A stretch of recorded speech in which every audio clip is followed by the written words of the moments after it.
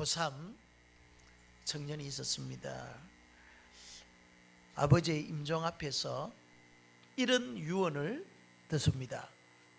얘야, 신학교를 가거라. 신학교 가서 목사가 되거라. 이 유언을 남긴 채 아버지는 세상을 떠났습니다. 그리고 장례식장에서 이 고3 아들이 불편한 진실을 알게 되어집니다. 왜 선친이 목사가 되라 했는지, 왜 신학교로 가라 했는지를 그때 이제 알게 되었을 때, 근데 너무 불편한 진실이었어요.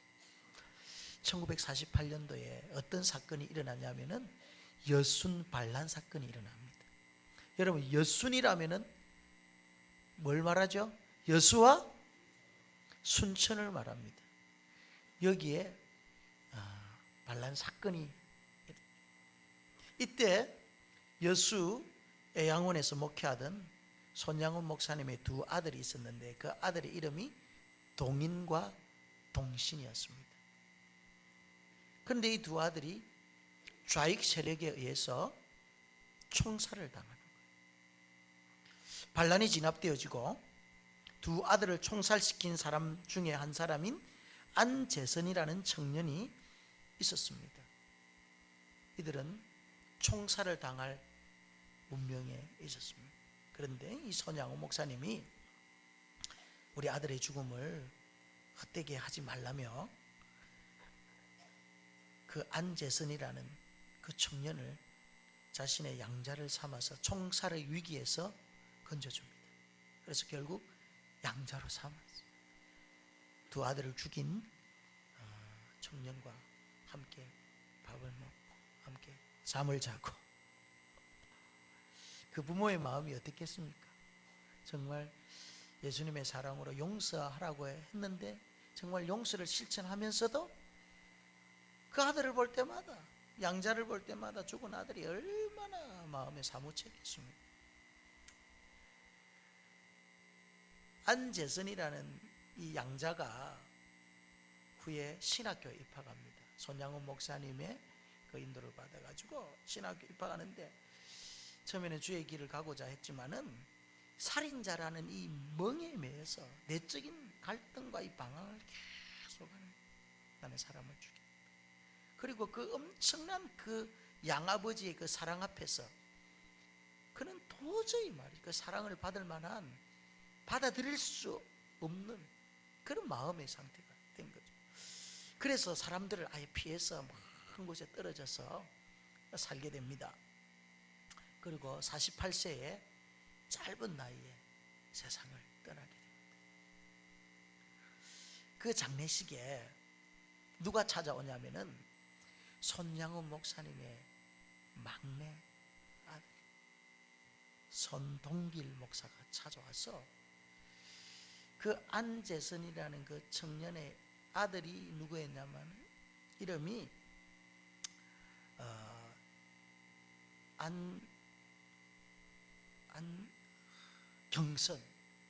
안경선이라는 그 아들, 고3 아들에게 내가 네 작은 아버지다. 그러니까 이 경선이라는 아들이 깜짝 놀란 거죠. 그러면서 자기에게 한 권의 책을 주는 거예요. 그 책이 뭐냐면 사랑의 원자탄. 사랑의 원자탄을 건네주면서 아이가 그 책을 읽는데, 이전에 고등학교 때 자기가 영화로 봤던 사랑의 원자탄, 고등학교 때 영화를 보는데 얼마나 감동되든지 눈이 퉁퉁 붓도록 울었다는 거예요. 그런데 알고 보니까 그 영화의 주인공인 손양훈 목사님이 자기의 양할아버지고, 양할아버지의 아들을 죽인 그 청년이 자기의 아버지라는 사실을 깨닫게 된 거예요. 이 기가 막힌 운명이죠. 그래서 이 경선이라는 이 청년은 지울 수 없는 그 마음의 좋은 것을 안고 아버지의 유언대로 신학교에 가서 목사가 됩니다. 지금도 목회 활동을 하고 계세요. 시간이 지나고 여수의 양원에 할아버지의 기념교회를 찾아갑니다. 찾아가서 그동안에 있었던 모든 스토리들을 국민일보에 기사화시켰습니다. 그것이 몇 년 전에 기사된 내용들이에요. 저는 그 기사를 읽고 이 스토리를 이렇게 보면서 야, 예수 믿는 사람의 삶이, 변화된 삶이 이렇게 큰 감동을 주는구나 하는 것을 저는 느꼈습니다. 우리가 그리스도 안에서 새 사람이 되었다면은 이 새 사람에 걸맞는 우리의 삶의 모습들이 이제 나타나야 된다는 거예요. 그래서 고린도후서 5장 17절 말씀에 그런즉 누구든지 그리스도 안에 있으면 새로운 피조물이라. 새로운 피조물. 이전 것은 지나갔으니 보라 새 것이 되었도다. 중요한 것은요, 그리스도 안에 있으면 우리가 새로운 존재로 재창조되어진다라는 것입니다. 예수 그리스도를 믿음으로 말미암아 그리스도와 연합된 새로운 존재, 그것이 우리라는 거예요. 이렇게 그리스도 안에서 재창조함을 받았다면은 우리의 삶에는 내적 변화가 먼저 찾아와야 됩니다. 디모데후서 4장 2절 말씀에 이런 말씀이 있습니다.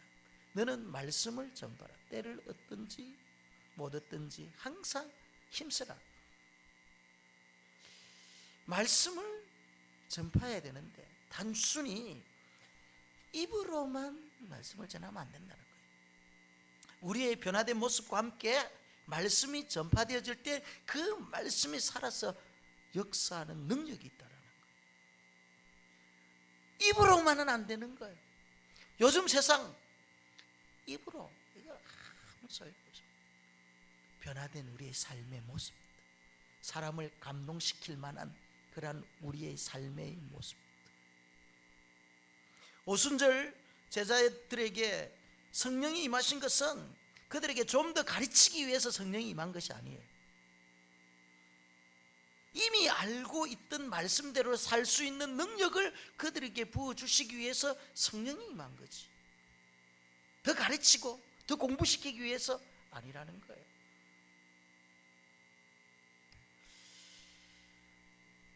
예수님을 우리의 마음의 주인으로 모시고 사는 사람들은 반드시 변화가 되게 있습니다. 왜 그러냐면은 주인이 달라졌기 때문에. 우리가 예수님을 믿기 전에는 내가 주인이잖아요. 지금까지 살아왔던 나의 삶의 패턴, 그리고 내가 가지고 있는 가치관, 그리고 내가 가지고 있는 경험, 지식들이 나를 이끌고 가는. 그러니까 나의 삶의 주인은 나의 자아예요. 그런데 예수님을 믿었다라는 것은 이제 주인을 바꾸었다라는 거예요. 나의 삶의 이제 주인은 예수 그리스도다. 그분의 의지를 따르고 그분의 생각과 그분의 가치를 따라 살아가는 것이 내가 그리스도인이 되었다라는 거죠. 여러분의 주인이 누구십니까? 따라합시다. 나의 주인됨은 예수 그리스도시다. 이런 고백이 진실로 나와야 됩니다. 저도 이 설교를 준비하면서 야, 지금까지 이광진 목사 네 마음의 주인이 예수 그리스도 맞아? 이런 생각이 자꾸 들더라고요. 가만히 보니까 예수님이 주인이 되었다가 또 내가 주인이 되었다가 그렇더라고 보니까요. 예수님께서 정말 우리의 인생의 주인 되어서 우리의 삶을 이끌어갈 때 진정 우리의 삶의 내적인 변화가 찾아오는 거예요. 마태복음 19장 16절과 24절에 보면은요, 어느 날 한 청년이 예수님께 찾아옵니다. 예수님께 어떤 질문을 던지냐면은 어떻게 하면 내가 영생을 얻을 수 있습니까? 그런데 그 성경에 보면은 그 청년을 어떻게 묘사하고 있냐? 그는 큰 부자라 이렇게 말하고 있습니다. 그리고 그 사람의 지인은 관원이라. 그러면서 이 사람이 율법을 아주 잘 지킨 사람이라고 소개를 하고 있습니다. 그런데다가 이 청년에게는요, 영생에 대한 갈급증이 있었던 거예요. 세상적으로 보면은 이 청년은 모든 것들을 다 소유했습니다. 돈도 많죠. 율법을 잘 지켰다라는 것은 정말 이 땅 살아가는데 착한 행실, 선한 일들을 많이 했다라는 거잖아요. 뿐만 아닙니다. 관원이에요. 유대인의 관원이라면 굉장히 사회적 지위가 높은 그런 청년이었습니다. 이 정도면은 겉으로 보기에는 대단하잖아요. 그런데 중요한 것은 이 사람이 예수를 안 믿는 거예요. 영생이 없는 거예요. 그래서 주님 앞에 와서 어떻게 하면 내가 영생을 받을 수 있습니까? 하고 질문하는 거예요. 여러분, 우리가 전도할 때 이 정도로 이렇게 익은 고구마가 있다면 얼마나 전도하기 쉽겠어요? 얼마나 좋은 전도 대상자입니까? 젊은 청년이죠. 그리고 돈도 많죠. 사회적 지위도 뛰어나죠. 그런데다가 행실이 아주 바르죠. 이런 사람은 정말 예수 믿기에 제일 좋은 사람 아닙니까? 그런데 주님께서는 지금 이 청년에게 뭐라고 그의 질문에 대해서 답을 합니까? 네가 영생을 얻으려면은 네 재산 다 팔아서 가난한 사람에 주고 나를 따르라는 거예요. 엄청난 희생을 지금 요구하고 있는 것입니다. 참 예수님은 이해가 안 될 때가 많이 있어요. 왜 이 타이밍에 네 전 재산 다 가난한 사람 나눠주고 나를 따르라 이렇게 합니까? 적당하게 예수 믿게 만들고 말이죠. 적당하게 직분 주고 나중에 장로 직분 받을 때 네 재산 다 벌어가지고 그래도 안 넣잖아요. 그런데 예수님께서는 그렇게 말씀하지 아니하시고 바로 그저 네가 영생을 얻기를 원하느냐? 그러면 네가 가지고 있는 그 많은 재산 가난한 사람에게 다 주고 나를 따르라.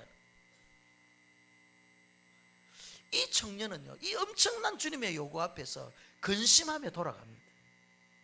결단을 못 내린 거죠. 왜 이 타이밍에 주님께서 그런 말씀을 하셨을까? 주님은 이 청년의 외적인 모습을 보지 않았던 거죠. 주님의 관심은 그 사람이 얼마만큼 돈이 많는지, 그 사람이 얼마만큼 사회적 지위가 뛰어난지, 그 사람이 얼마나 착한 일을 많이 하는지, 표면적인 것, 외적인 모습을 보고 예수님께서 그런 말씀을 하는 게 아니에요. 예수님이 보신 것은 그 청년의 내면, 중심을 본 거예요. 네가 정말 영생을 얻기를 원하느냐? 네가 구원받기를 원하느냐? 그렇다면은 네 마음의 주인이 하나님이 아니라는 거예요. 네 마음의 주인이 하나님이 되기 위해서는 어떻게 된다? 네가 주인 삼고 있는 그 많은 재물을 가난한 사람에게 내어주고 나를 따라. 그럴 때 하늘의 보화가 너에게 있을 것이다. 영생을 얻을 것이다. 이렇게 본 거죠. 주님께서 지금 이 청년에게 요구하는 것이 무엇입니까? 주인을 바꿔라는 거예요. 마음의 주인을 체인지해라는 것입니다. 이 청년은 영생을 얻고 싶었지만은 재산까지 다 버리면서 자신의 주인을 체인지하면서까지 영생을 얻고 싶었던 그 마음은 없었던 거예요. 예수님께서 이 부자 청년을 통해서 우리에게 주시는 이 교훈이 무엇이겠습니까? 우리 안에 있는 주인이 바뀌지 아니하면 새 사람이 될 수 없다는 거예요. 여러분, 우리가 2018년도 지났습니다. 2019년 왔습니다. 달력 바꾼다고 여러분 우리의 삶이 새롭게 되어진다면 얼마나 쉽겠습니까? 달력 한 장 바꾼다고 새 사람 되는 게 절대 안 됩니다. 해가 바뀐다고 새 사람 되는 게 절대 안 됩니다. 중요한 것이 뭐라는 거예요? 마음의 주인을 바꿔야 된다. 주인. 그동안 내 마음속에 주인 노릇한 것이 뭐냐는 거예요. 성경은 그것을 옛사람이라 이렇게 말하잖아요. 옛사람. 내가 예수 믿기 전에는 나의 삶을 지배했던 것이 너무 많잖아요. 예수님을 믿기 전에는 내 삶에 나를 이끌고 갔던 것들이 너무 많습니다. 육신의 정욕들이 얼마나 나를 이끌고 갑니까? 물질이 말이죠, 나의 주인이어서 나의 인생을 이끌어가고 말이죠. 세상에 출세하고자 하는 그 욕망이 나를 이끌어가기도 합니다. 또 나의 삶에 말이죠, 부정적인 모든 마이너스적인 요소들, 거짓과 그리고 또 탐심과 우울과 음란과 모든 세상의 죄악된 부분들이 나의 주인이 되어서 나를 이끌고 가는 거예요. 옛 사람이 그랬다는 거예요. 그렇다면 이제 우리가 예수 그리스도를 주로 고백하고 우리의 인생에 예수 그리스도를 주님으로 고백하고 영접했다면 이제 우리의 삶은 주인이 바뀐 상태잖아요. 주인이 바뀌었음에도 불구하고 여전히 내 삶의 중심에는 옛 자아가 나를 이끌어 간다면 여기에 우리는 이제 근본적인 질문을 한번 던져봐야 되는 거예요. 과연 나의 옛 사람은 예수님과 함께 십자가에 못 박혀 죽었는지, 그리스도 안에서 나는 새로운 존재가 되었는지 우리의 자문자답을 한번 해봐야 되는 거예요. 여러분 어떻습니까? 지금까지 예수님을 믿고 왔습니다. 신앙생활 잘, 교회도 열심히 잘하고 봉사도 열심히 했어요. 그런데 아직까지 주인이 내 마음에 체인지 되지 않았다면 정말 우리가 새로운 모습으로 다시 태어났을까요? 과거 우리가 지배를 당했던 내 안에 있던 옛 자와 내 옛 모습을 오늘 성경은요 어떻게 표현하고 있냐면 17절에 보니까 허망한 마음이 있었다는 거예요. 우리 마음이 예수 그리스도가 우리의 주인이 되기 전에는 우리 안에 허망한 마음, 여기서 허망이라는 것은 마타요테스라는 헬라어로서 목적이 없다라는 그런 뜻이에요. 목적이. 따라서 허망한 마음이라는 것은 삶의 방향을 잃고 목적 없이 살아가는 마음의 상태예요. 우리가 목적 없이 그냥 방향 없이 그냥 살아간다면 이것이 허망한 마음이에요. 여러분 예수 믿지 아니하는 사람들도 나름대로의 삶의 목적을 가지고 살아간다니까요. 그들의 목적이 인생을 이끌어 간다니까. 예수 안 믿는 사람들도요. 그런데 그 목적이 뭐냐는 거예요. 어떠한 목적이냐. 세상 사람들의 목적은 말이죠. 뭡니까? 어떤 사람은 35평 아파트에서 42평 아파트로 옮겨가는 게 목적. 그것을 위해서 열심히 일하고 살아가는 거예요. 어떤 사람은요 좋은 데 취직하기 위해서 열심히 그것이 인생의 목적이 되어가지고 살아갑니다. 다양한 목적이 그들을 이끌어갑니다. 그런데 중요한 것은 그러한 목적들이 하나님이 이끄시는 목적이 아니기 때문에 허망한 마음이라. 허망한 마음. 만약에 우리 예수 믿는 그리스도인들이 하나님께서 원하시는 그 목적을 향해 우리의 삶을 하나님을 목적을 향해 우리가 달려가지 않는다면 여전히 우리는 허망한 마음을 가지고 살아가는 거예요. 우리를 불러주신 그 부르심의 소명을 향해서 우리가 달려가야 되는데 그것도 모르고 그냥 가고 있다면 이게 지금 우리 허망한 마음을 가지고 사는 거예요. 에베소 2장 2절의 말씀처럼 세상 풍조를 따르고 공중권세 잡은 자 곧 불순종의 아들들 가운데 역사하는 영을 쫓아 우리가 살아가는 거죠. 그래서 악한 영이 말이죠 허망한 마음을 우리의 마음에 심어 넣어가지고 세상에 쓸데없는 일에 막 매달려 일상의 분주함 속에서 말이죠 하나님 나라의 그 목적과 가치는 전혀 생각하지 못하고 이 세상의 분주한 일들 때문에 말이죠 일상생활에 여러 가지 많은 분주함 때문에 목적을 잃도록 만들어버리는 거예요. 악한 어둠의 권세들이 배후에서 역사합니다. 그리고 두 번째 특징이 18절에 총명이 어두워진다 이렇게 말씀이 있습니다. 여기에서 총명이라는 것은 하나님을 아는 전인격적인 지식을 말하는 거예요. 그러니까 정말 우리가 예수 그리스도를 믿어서 새 사람이 되었다면은 이제 하나님을 알아가는 그러한 하나님을 아는 지식이 자꾸 이제 형성돼야 되는데 총명이 어두워지니까 하나님을 모르는 거예요. 하나님을 모르는 거예요. 하나님과 교제하고 하나님과 소통이 이루어져야 되는데 이것이 단절되니까 총명이 어두워지는 거죠. 하나님에 대한 지식이 없으니까 하나님의 뜻을 제대로 분별할 수가 없는 거죠. 그래서 사도 바울은 에베소 성도들을 향해서 뭐라고 기도합니까? 에베소서 1장 17절에 말합니다. 지혜와 계시의 영을 너에게 주사 우리 주 그리스도의 예수 그리스도의 아버지 하나님께서 지혜와 계시의 영을 너희에게 주사 하나님을 알게 하시고, 그러니까 지혜와 계시의 영이 우리 가운데 임해야지 우리의 어두워졌던 이 총명이 밝아지고 하나님을 알아갈 수 있는 거예요. 그런데 만약에 우리의 주인이 말이죠, 예수 그리스도가 되지 않는다면 항상 우리에는 총명이 어두워져 있는 거예요. 지혜와 계시의 영이 우리 가운데 역사하지 않는 거죠. 금년 한 해 여러분, 우리 하나님께서 여러분들에게 지혜와 계시의 영을 부어주실 줄 믿습니다. 그래서 하나님을 더욱더 알아가시고 어두워졌던 여러분의 총명이 밝아지기를 주님의 이름으로 축원합니다.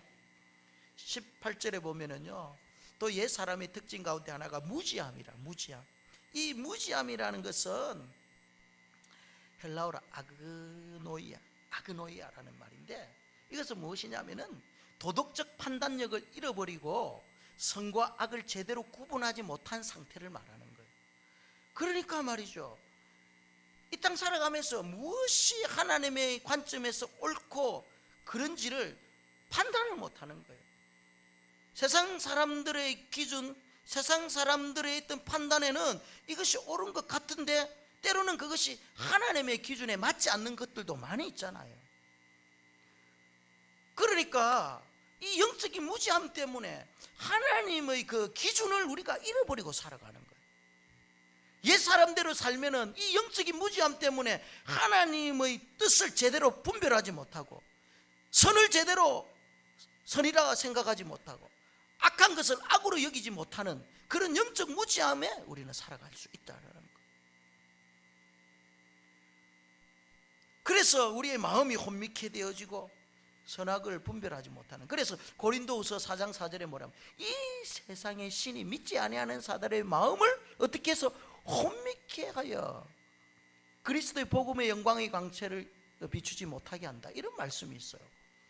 그러니까 우리가 정말 마음이 혼미케 되어져 가지고 제대로 막 영적인 분별력이 없어지는 거예요. 이것이 영적 무지함, 옛 사람의 특징. 그리고 네 번째 18절에 마음이 굳어짐이라는 말씀이 있습니다. 이 마음이 굳어졌다라는 원래의 뜻은요, 돌이라는 의미에서 파생된 단어예요. 프로세스. 이 돌이라는 이 단어는 무엇을 상징합니까? 마음이 돌이 됐다는 거잖아요. 마음이 굳어져 있다라는 것입니다. 하나님의 사랑과 용서와 능력, 하나님의 은혜, 하나님께서 우리에게 베풀어 주신 모든 것들에 대해서 전혀 감각이 없는 거죠. 마음이 굳어졌으니까, 내 안에 돌덩어리가 지금 딱 지배를 하고 있으니까 하나님의 은혜가 들어갈, 성령의 역사할 공간이 없는 거예요. 진리의 말씀이 선포되어져도 그 말씀을 받아들일 만한 그런 마음의 여유가 없는 거예요. 마음이 돌과 같이 굳어 있기 때문에. 이것이 옛사람의 특징입니다. 예수님께서는 이런 자들을 가리켜서 양심에 화인 맞은 자라고 말씀했습니다. 화인이라는 말이 불도장이잖아요. 불로 양심이 말이죠, 불도장이 우리의 양심을 막 도장을 찍어버린 거예요. 그러니까 나중에 그 도장이 어떻게 됩니까? 굳어져 가지고 말씀이 선포되어지고 또 하나님께 찬양을 올려드리고, 그래도 전혀 감각이 없는 거예요. 여러분, 지금 하나님의 말씀이 선포되어지고 하나님을 향한 찬양이 막 울려 퍼지는데도 감동도 없고 깨달음도 없고, 그렇다면 지금 내 마음의 영적 상태를 지금 한번 살펴봐야 된다는 거예요. 지금 내 마음이 굳어져 있지는 않는지, 예배를 드릴 때마다 집중력이 떨어지고 자꾸 세상에 잡다한 생각들이 막 나고, 뒤에 저렇게 휴대폰 만지고 말이죠, 메일 보내고 그러면 안 된다니까. 우리 뒤에 뒷동네 내가 다 알고 있습니다. 뒷동네 메일 보내는 사람 지금 몇 사람 있어요. 지금 제가 뒤에 예배 드릴 때 보면은요, 목사님이 옆에 있는데도 휴대폰, 하나님 앞에 우리가 예배를 드리는데 어떻게 이 시간에 하나님 말씀이 지금 들려지는데 막 휴대폰으로 많이 문자 보내면 이해가 저는 안 돼요. 여러분, 아예 예배 드릴 때는 휴대폰을 다 끄고 들어와야 돼요. 하나님의 말씀을 듣고 예배를 드리는데 집중하지 못하게 하는 모든 방해 요소들을 제거하고 들어와야죠. 사탄이 그걸 이용한다니까요. 집중하지 못하도록. 여러분, 금년 안에 옛사람을 벗고 새사람을 입기를 원한다면요, 정말 은혜의 보좌 앞에 담대히 나가기를 원한다면 하나님 앞에 드리지는 예배 한 시간 한 시간에 여러분의 모든 감정과 의지와 여러분 기분이 집중해야 됩니다. 한 시간 한 시간 드릴 때마다, 그럴 때 여러분 굳어져 있는 마음이 녹아지기 시작하고 은혜의 강물이 완전 흘러 들어가기 시작하는 거예요. 말씀이 깨달아지기 시작한다니까요. 그럴 때 여러분의 삶 가운데 진정한 내적인 변화가 일어나는 거예요. 저는 우리 가수원교회 성도님들이 금년 안에 예배의 성종가자가 되기를 주님의 이름으로 축원합니다. 양심이 말이죠, 돌과 같이, 우리의 심령이 돌과 같이 굳어 있으면 안 되는 것입니다. 그 결과가 어떻게 되는, 성경에 보니까 하나님의 생명에서 떠났다는 거. 마음이 굳어져 있으니까 말이죠. 하나님께서 우리에게 주시는 그 풍요로움, 하나님의 그 생명이 사라져버리는 거예요. 사라져버리는, 은혜가 없어지는 거예요. 은혜가 없어지는 거예요. 다섯 번째 특징이 19절에 보니까 죄에 대한 무감각이다, 이렇게 말합니다. 여러분, 우리의 마음에는 문이 있습니다. 이 문을 함부로 열어주면 안 됩니다. 우리의 마음에 문을 열고 들어오면 예수 그리스도께서 그 마음에 좌정하시고 중심을 잡으셔야 되는데, 예수 그리스도가 우리의 마음에 중심이 없으면요, 마음의 문이 열려가지고 잡다한 것들이 막 들어와가지고 우리의 마음의 주인이 된, 주인 노릇한다니까요. 마음대로 말이죠. 내 마음속에 악한 생각, 슬픔, 근심, 미움, 다툼, 혈기, 막 이것들이 들어왔다 나갔다 하는 거예요. 계속해서. 내 마음의 중심의 주인이 없으니까 이런 것들이 말이죠, 순간순간 쑥쑥 들어와가지고 나를 이끌고 지배하는 거예요. 여러분, 순간순간 마음의 문이 확 열려가지고 여러분 속에 쑥 들어오는 게 무엇이 있습니까? 예? 어떤 사람은 막 욕심이 어느 순간 쑥 들어가 마음의 주인인데, 어떤 사람은 다툼이, 분노가 들어오고 혈기가 들어오고 뭐. 그러니까 마음의 문을 여러분 함부로 열어주면 안 된다니까요. 분별 없이 아무거나 받아들이면 안 된다니까요. 우리의 마음에 받아들일 것들을 받아들여야지. 그렇지 아니하고 무분별하게 안 좋은 것들을 받아들이기 시작하면 죄에 대한 무감각하게 빠진다니까요. 그 결과 19절에 자신을 방탕에 방임한다. 이 방임이라는 말은 영어로 표현하면 give up, 포기한다는 말이거든요. 무엇을 포기합니까? 하나님 자녀됨을 포기하는 거예요. 그러니까 마음이 이 죄에 대해 무감각해지니까 마음의 주인이 말이죠, 이제 막 바뀌는 거예요. 해도 안 되는 거예요. 이제는 내가 예수 믿고 바로 살려고 하는데 자꾸 주인이 바뀌고 안 되니까 나중에 어떻게 합니까? 포기하는 거예요. 이게 방임이에요. 해도 안 된다, 난 안 되는구나, 작년에도 안 됐으니까 올해도 안 될 거야, 포기하고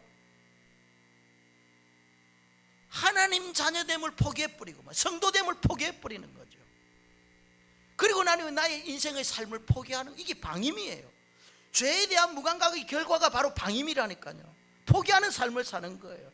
해도 안 된다, 끝까지 주님 앞에 설 때까지 우리의 달려갈 길과 주께서 우리에게 불러주신 부르심의 사명을 위해서 우리가 끝까지 달려가야 되는데, 그렇지 아니하고 포기해버리는 거예요. 두 손 들어, 손 털어버리는 거예요. 방임이나 방임. 옛 사람의 모습의 특징이 이거예요. 혹시 여러분 신앙생활하는데 힘들고 어려울 때 손 털고 싶은 마음이 있습니까? 그럴 때일수록 여러분 믿음의 허리를 동여매시기를 주님의 이름으로 축원합니다. 과거의 우리의 모습이 이 다섯 가지의 특징과 같았다는 거예요. 전에도 에베소서 2장 3절에 보면은, 전에는 우리도 다 그 가운데서 우리의 육체의 욕심을 따라 지내며 육체와 마음이 원하는 것을 다 하여 본질상 진노의 자녀였다는 거죠. 허물과 죄로 죽었던 우리를 그리스도로 말미암아 그리스도를 통해서 우리를 하나님께서 구속해 주셨다. 옛 사람의 그 모든 모습에서 우리를 어떻게 해주셨다? 새롭게 새 사람으로 만들어 주셨다. 우리의 신분은 이제 어둠의 권세 아래 종로로 다는 그런 신분이 아니라 하나님의 자녀된 신분을 우리에게 주셨습니다. 이 땅에 소속된 사람이 아니라 이제는 하늘에 소속된 자임으로 우리를 삼아 주셨습니다. 이제 소속과 신분이 변했다면 어떻게 살아야 되느냐? 성경은 우리의 옛사람, 옛 성품을 벗어버려야 합니다. 마치 누더기와 같은 헌옷을 벗어버리고 새 옷을 갈아입듯이 새 사람을 입으라는 거예요. 여러분, 깨끗하게 목욕한 사람이 이전에 누더기 옷을 걸칠 수 있나요? 땀에 찌들어 있는 옷을 여러분 입을 수 있나요? 안 입잖아요. 우리가 그리스도 예수의 피로 말미암아 우리가 깨끗하게 씻음 받은 새 사람이 되었는데, 이제 그렇다면 과거에 가지고 있던 그 옛습관, 옛사람의 특징들을 이제는 벗어내야죠. 그런데 그 옛사람을 내가 쉽게 벗어버릴 수 있습니까? 나의 힘과 나의 의지로는 여러분 사실 힘들잖아요. 작심삼일이죠. 안 된다는 거예요. 그래서 성경은 뭐라고 말합니까? 오직 심령이 새롭게 돼요. 우리의 마음이 새롭게 되지 아니하면 절대 우리 속에 있는 옛 사람과 옛 성품은 벗어버릴 수가 없습니다. 그래서 오늘 본문 22절에서 23절 뭐라고 말합니까? 너희는 유혹과 욕심을 따라 썩어져가는 구습을 따르는 옛 사람을 벗어버리고 하나님을 따라 의와 진리의 거룩함으로 지으심을 받은 새 사람을 입어라. 벗어버려야 되는 거예요. 옛사람. 날마다 우리의 영이 새롭게 되어지고 매일매일 성령으로 말미암아 우리의 연약한 부분들, 옛사람의 모습들을 하나씩 이제 버려가는 그런 작업을 해야 된다는 거예요. 에스겔서 36장 26절 말씀해 보면, 또 새 영을 너희 속에 두고 새 마음을 너희에게 주되 너희 육신에서 굳은 마음을 제하고 부드러운 마음을 줄 것이라.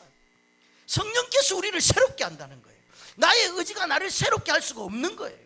우리의 의지는 원래부터 타락된 그런 본성이요 의지이기 때문에 우리를 새롭게 할 능력이 없습니다. 그러나 위로부터 부어주시는 성령께서, 성령의 은혜가 임하면은 우리의 내면은 새로워질 줄 믿습니다. 굳어진 우리의 마음을 성령께서 기경시켜 주잖아요. 부드러운 마음으로 만들어 주잖아요. 하나님은 싫고 세상이 좋았던 마음을 변화시켜 주셔서 하나님의 말씀에 멍에 아래 살아가는 것이 부담스럽지 않도록 성령께서 우리를 인도해 주시는 거예요. 이게 마음이 새롭게 되어지는 거잖아요. 여러분, 우리의 마음에는 두 개의 구멍이 있어요. 하나는 썩은 물이 올라오는 구멍이 있고요, 하나는 맑은 물이 솟아나는 구멍이 있습니다. 예수 안에서 새 사람이 되었지만은 옛 사람을 벗어버리지 못하면은 여전히 내 안에 있는 마음의 구멍에서 썩은 물이 솟아올라서 우리의 영혼을 오염시켜 나가는 거예요. 우리의 삶의 악취가 풍기기 시작하는 거예요. 그러나 썩은 구멍을 성령의 능력으로 틀어막고 말이죠, 우리의 심령에 맑은 구멍에서 솟아나오는 그 맑은 물이 우리를 계속해서 씻고 또 씻어서 새로운 사람으로, 새로운 존재로 만들어 주신다는 것입니다. 오직 심령이 새롭게 돼요. 마음이 새롭게 돼야 돼요. 우리의 생각과 우리의 가치관이 예수 그리스도 안에서 달라져야 된다는. 금년 안에 2019년에 여러분, 이전에 내가 과거에 행했던 잘못된 옛 습관들이 있다면 내가 그리스도 안에서 금년 안에 다 청산하기를 주님의 이름으로 축원합니다. 오늘 본문에 우리가 봤듯이 옛 사람을 벗어버려야만 우리가 새 사람을 입을 수 있어서 과감하게 우리가 옛 사람을 벗어버리면은 이제 새 사람이 되어지는데, 이 새 사람이 되었을 때 변화된 우리의 모습이 어떠한지를 성경은 말하는데, 그것이 바로 하나님을 따라, 이런 말이에요. 하나님을 따라라는 말. 이게 하나님을 따라라는 말은 하나님의 이미지를 따라, 하나님의 형상을 따라, 하나님의 성품을 따라, 하나님의 모습을 따라, 이 말이에요. 그러니까 우리가 새 사람이 되었다는 것은 하나님의 형상을 회복하는 것을 말하는 거예요. 죄로 말미암아 파괴되어진 이 하나님의 형상을 우리가 날마다 성령의 새롭게 하심으로 말미암아 어떻게 회복시켜 나가야 된다라는 거예요. 이것이 새 사람이 되어지는 거예요. 여러분, 예수 믿는다고 하루아침에 여러분 새 사람이 되어집니까? 예수 믿는다고 과거의 옛자가 완전히 죽습니까? 안 그렇습니다. 하루하루 매일매일 내 자신을 쳐서 십자가에 복종시키는 과정을 통해서 새 사람이 되어져 가는 거예요. 과정이에요. 하나님의 형상을 우리가 회복해 나가는 과정이 새 사람이 되어지는 거예요. 그래서 의와 진리의 거룩함으로 지음을 받은 새 사람. 의와 진리는 하나님의 대표적인 속성이에요. 거룩이라는 것은요, 우리 내면에 더럽고 악한 것을 싫어하는 성량과 옳고 바른 것을 기뻐하고 아름다운 것을 추구하는 성량이 거룩이에요. 이거 하나님의 성품이죠. 의라는 것은 무엇을 말합니까? 관계를 말하는데 하나님과의 관계를 잘 가지는 거. 위로 아래로는 다른 사람과의 정직하고 올바른 관계를 유지하고자 하는 이 성량, 이것이 의. 그러니까 하나님의 성품, 하나님의 성품은 여러 가지 있지만 그 중에서 정말 거룩과 의의 이 모습, 이 하나님의 성품을 우리가 새 사람이 되었다면 날마다 추구해 나가야 되는 것입니다. 이 과정이 회복의 과정이에요. 금년 한 해 여러분, 우리 가수원교회 모든 성도님들에게 이와 같이 하나님을 형상을 닮아가고 또 회복하는 그런 귀한 시간들이 되기를 주님의 이름으로 축원합니다. 우리 그리스도인들이 말이죠, 의와 진리로 새 사람을 입었을 때 이제 나타나는 증거가 있는데 그 증거가 무엇이냐? 골로새서 3장 1절에서 2절 말씀이에요. 새 사람이 되었다면, 그러므로 너희가 그리스도와 함께 다시 살리심을 받았다면, 새 사람이 되었다면 위의 것을 찾으라. 거기는 그리스도께서 하나님 우편에 앉아 계시느니라. 위의 것을 생각하고 땅의 것을 생각하지 말라. 이는 너희가 죽었고 너희 생명이 그리스도와 함께 하나님 안에 감추었습니다. 그러니까 우리가 그리스도와 함께 다시 살리심을 받았다면요, 새 사람이 되었다면 이제부터 우리의 나타나는 삶의 모습은 위의 것을 추구하는 거예요. 위의 것. 우리가 예수를 믿으면서도 여전히 땅의 것들을 추구하고 땅의 것들에 우리의 마음을 집중하게 산다면 아직까지 말해 우리가 새 사람으로 된 것이 아니에요.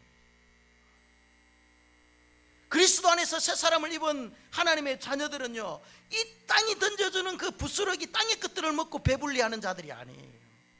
위의 것들을 추구하면서 살아가는 거예요. 하나님께서 우리를 불러주신 그 부르심의 목적을 향해 살아가는 거예요.